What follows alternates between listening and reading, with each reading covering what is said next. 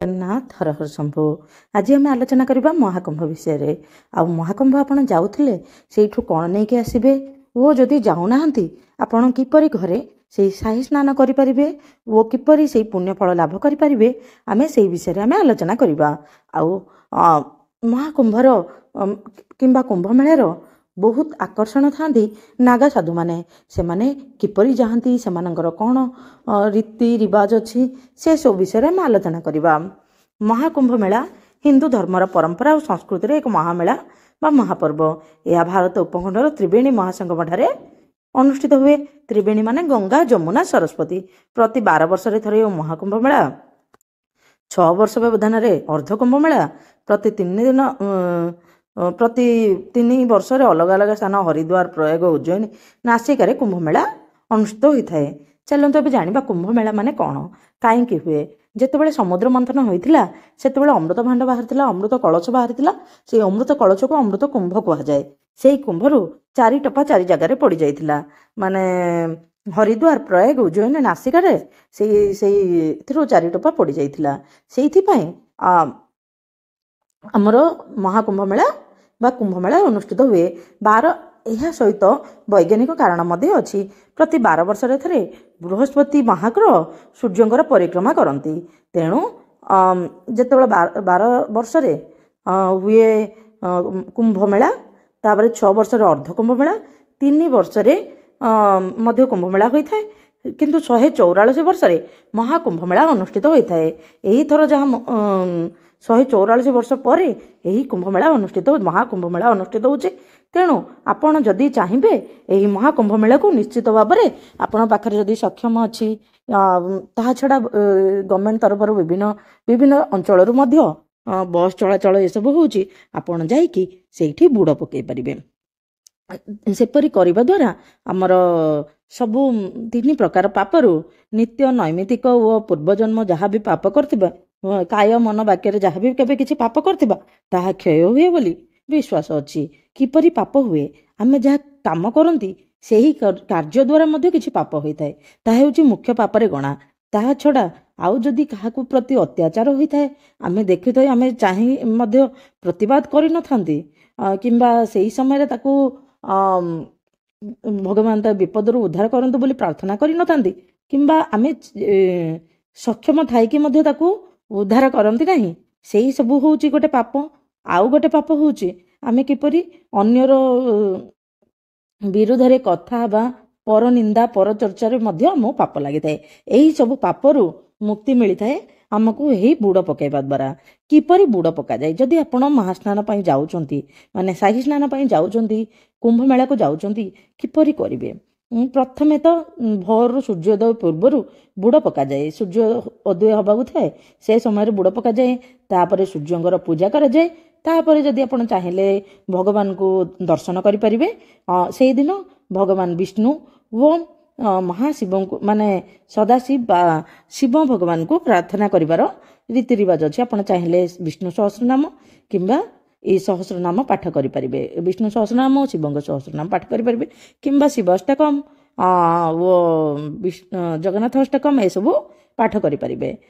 ଏ 2ଟା ରହିଲା ମୁଖ୍ୟ କଥା। ତାପରେ ଆପଣ ଚାହିଁଲେ ଗରିବ ଦୁଃଖୀ ରଙ୍କୀଙ୍କୁ ଆପଣ ସାହାଯ୍ୟ କରିପାରିବେ ଓ ନିଜର କାମକୁ ଏସବୁ ଭାବରେ କରିପାରିବେ। ଏଇଟା ରହିଲା ଆପଣ ଗଲେ କିପରି ବୁଡ଼ ପକାଇ ପାରିବେ। ସେଇଠୁ ବୁଡ଼ ଜାଗାରୁ ଆପଣ କ'ଣ ଆଣିବେ, ମାନେ ସେଇଠିକି ଯିବେ, ପ୍ରୟାଗରାଜକୁ ଯିବେ, ପ୍ରୟାଗରାଜରୁ କ'ଣ ଆଣିବେ। ପ୍ରଥମେ ଆଣିବେ ତ୍ରିବେଣୀ ସଙ୍ଗମରୁ ଜଳ ଆଣିବେ। ସେଇ ତ୍ରିବେଣୀ ସଙ୍ଗମର ଜଳ ବହୁତ ପବିତ୍ର ହୋଇଥାଏ। ସରସ୍ୱତୀ ନଦୀ ପୁରା ଭିତରେ ରହିଛନ୍ତି, ମାନେ ସୁପ୍ତ ଅବସ୍ଥାରେ ରହିଛନ୍ତି। ତେଣୁ ଗଙ୍ଗା ଯମୁନାର ମିଳନ ସ୍ଥଳରେ ଯେଉଁ ଜଳ ଆଣିବେ ସେସବୁ ତ୍ରିବେଣୀ ସଙ୍ଗମର ଜଳ, ବୁଝିପାରିଲେ। ସେଇ ଜଳ ଆଣିବେ। ତାପରେ ଆଉ କ'ଣ ଆଣିବେ, ଆପଣ ସେହି ମାଟିକୁ ଶହ ନାଗା ସାଧୁ ଆସୁଛନ୍ତି, ଆଉ ଅଲଗା ସାଧୁସନ୍ଥ ମାନେ ମଧ୍ୟ ଆସୁଛନ୍ତି। ସେହି ମାଟିରେ ସାଧୁସନ୍ଥଙ୍କର ପାଦ ପଡ଼ିଛି। ବିଶ୍ୱାସ ଅଛି ଦେବତାମାନେ ମଧ୍ୟ ସେହି ସମୟରେ ଆସନ୍ତି ସେଇଠି ବୁଡ଼ ପକାଇବା ପାଇଁ। ତ କିଏ ଦେବତା ମଧ୍ୟ ଆସିଥାଇପାରନ୍ତି। ତେଣୁ ସେଇ ମାଟି ତ ଅତ୍ୟନ୍ତ ପବିତ୍ର ହେଲା ନା, ସେଥିପାଇଁ ସେଇ ମାଟିକୁ ଆଣିକି ଘରେ ରଖିବେ, ତ ବହୁତ ପବିତ୍ର ହେଲା। ତାପରେ ଏ 2ଟା କଥା ହେଲା। ଆଉ ଚାହିଁଲେ ଆପଣ ସେଇ ମାଟି ଆଣିକି ଆପଣ ନିଜର ବନ୍ଧୁବାନ୍ଧବଙ୍କୁ ମଧ୍ୟ ବାଣ୍ଟି ପାରିବେ। ବାସ୍, ଏ 2ଟା ବହୁତ ଭଲ କଥା। ତାପରେ ଆମେ ଏବେ ଆଲୋଚନା କରିବା, ଯଦି ଆପଣ କୁମ୍ଭ ସ୍ନାନକୁ ଯାଇପାରୁନାହାନ୍ତି, ମହାକୁମ୍ଭ ମେଳାକୁ ଯାଇପାରୁନାହାନ୍ତି, କିପରି ଘରେ କରିବେ। ଆପଣ ଯଦି ବନ୍ଧୁବାନ୍ଧବ କିଏ ଯାଉଛନ୍ତି, ତ୍ରିବେଣୀ ସଙ୍ଗମରୁ ଜଳ ଆଣିଦେବେ। ସେଇ ତ୍ରିବେଣୀ ସଙ୍ଗମରୁ ଜଳ ଆଣିକି ଆପଣ ନିଜ ଘରେ ବାଥ୍ ଟ୍ୟୁବ୍ରେ ଟିକେ ପକାଇଦେବେ। ସେଥିରେ ମୁଣ୍ଡ ଉପରେ ପାଣି ପକାଇକି ଗାଧେଇବେ। ଆଲୋଚନା କରିବା, ଯଦି ଆପଣ ଯାଇପାରୁନାହାନ୍ତି ଘରେ କିପରି କରିବେ। ପ୍ରଥମେ ତ ଆପଣ ତ୍ରିବେଣୀ ସଙ୍ଗମ ଜଳ ଆଣିବାକୁ ଚେଷ୍ଟା କରିବେ। ଯଦି ଆପଣଙ୍କ ଘରେ ଆଗରୁ ଅଛି ବହୁତ ଭଲ କଥା, ଯଦି ନାହିଁ ଦୋକାନରୁ ଗଙ୍ଗା ଜଳ ଆଣିଦେବେ ଓ ଯମୁନା ଜଳ ବି ଆଣିବାକୁ ଚେଷ୍ଟା କରିବେ। ଯଦି ନାହିଁ ଖାଲି ଗଙ୍ଗା ଜଳ ମଧ୍ୟ କରିପାରିବେ। ଯଦି ସେସବୁ ବି ମିଳୁନି, ଆପଣ ସେଇ ନର୍ମାଲ ଜଳକୁ ଆପଣ ଭାବିପାରିବେ, ଭଗବାନଙ୍କୁ ମାନେ ନିଜେ ନିଜେ ମନେ ମନେ ପ୍ରାର୍ଥନା କରି କହିବେ, ହେ ମା ଗଙ୍ଗା, ଯମୁନା, ସରସ୍ୱତୀ, ଆପଣ ଏହି ପାଣିକି ଆସନ୍ତୁ। ତ ଆସିଲା ମନେ ଭାବିଲା ପରେ ଆପଣ ମୁଣ୍ଡରେ ପ୍ରଥମେ ପକାଇବେ ଗଙ୍ଗା ନାରାୟଣ ଗଙ୍ଗା ନାରାୟଣ ଗଙ୍ଗା ନାରାୟଣ 3 ଥର କହିବେ। କହିସାରିଲା ପରେ ଆଉ ସବୁଠି ପକାଇକି ଗାଧେଇବେ। ତାପରେ କ'ଣ କରିବେ, ସେତେବେଳେ ସୂର୍ଯ୍ୟ ଉଦୟ ହେଲା ବେଳକୁ ସୂର୍ଯ୍ୟଙ୍କୁ ଜଳ ଅର୍ପଣ କରିବେ, ଅର୍ଘ୍ୟ ଅର୍ପଣ କରିବେ। କ'ଣ ଯେ 3 ଥର କିମ୍ବା 7 ଥର ନହେଲେ 5 ଥର, 7 ଥର କଲେ ବହୁତ ଭଲ, କାରଣ ସୂର୍ଯ୍ୟଙ୍କ 7ଟି ରଥର ପ୍ରତୀକ ହେଲା। ତାପରେ କ'ଣ କରିବେ, ତାପରେ ଆମେ ଠାକୁର ପୂଜା ଓ ତୁଳସୀ ପୂଜା କରିବା। ଏହି ଦିନ ଆପଣ ଯଦି ଘରେ ଅଛନ୍ତି ମଧ୍ୟ ବିଷ୍ଣୁ ସହସ୍ରନାମ ନହେଲେ ଶିବଙ୍କର ସହସ୍ରନାମ ଅବା ଶିବ ଅଷ୍ଟକମ କିମ୍ବା ବିଷ୍ଣୁଙ୍କର ଅଷ୍ଟକମ କିମ୍ବା ଜଗନ୍ନାଥ ଅଷ୍ଟକମ ପାଠ କରିପାରିବେ। ବାସ୍, ତାପରେ ଆପଣ ନିଜର ସାଧ୍ୟ ମତେ ଦୁଃଖୀ ରଙ୍କୀଙ୍କୁ ଦାନ ଧର୍ମ କରିବେ ଓ ଚେଷ୍ଟା କରିବେ ଯେଉଁଦିନ ଆପଣ ବୁଡ଼ ପକାଉଛନ୍ତି ସେଦିନ ବିନା ପିଆଜ ରସୁଣ ଖାଇବେ। ଅତି ବେଶୀରେ ଆପଣ କ'ଣ କରିବେ, ପିଆଜ ରସୁଣ ଖାଇଲେ ଚଳିବ, ଆମିଷ ଜମା ବି ଖାଇବେ ନାହିଁ ହେଲା। ତାପରେ ଆମର ସାହି ସ୍ନାନର ତାରିଖ ଗୁଡ଼ାକ ଚାଲନ୍ତୁ ଏବେ ଆମେ ଜାଣିନେବା। ପ୍ରଥମ ମହାସ୍ନାନ ଯୋଗ ଥିଲା 13 ଜାନୁଆରୀ ପୌଷ ପୂର୍ଣ୍ଣିମା ଦିନ। ଦ୍ୱିତୀୟ ହେଉଛି ମହାସ୍ନାନ ଯୋଗ ଜାନୁଆରୀ 14 ମକର ସଂକ୍ରାନ୍ତି। ତୃତୀୟ ମହାସ୍ନାନ ହେଉଛି ଜାନୁଆରୀ 29 ମାନେ ମୌନି ଅମାବାସ୍ୟା ଦିନ। ଚତୁର୍ଥ ମହାସ୍ନାନ ହେଉଛି ଫେବୃଆରୀ 3 ବସନ୍ତ ପଞ୍ଚମୀ ଦିନ। ପଞ୍ଚମ ମହାସ୍ନାନ ହେଉଛି ଫେବୃଆରୀ 12 ମାଘ ପୂର୍ଣ୍ଣିମା ଓ ଶେଷ ମହାସ୍ନାନ ହେଉଛି ଫେବୃଆରୀ 26 ମହାଶିବରାତ୍ରି। ସେଥିମଧ୍ୟରୁ ମକର ସଂକ୍ରାନ୍ତି, ମୌନ ଅମାବାସ୍ୟା, ବସନ୍ତ ପଞ୍ଚମୀରେ ରହିଛି ସାହି ସ୍ନାନ ଯୋଗ।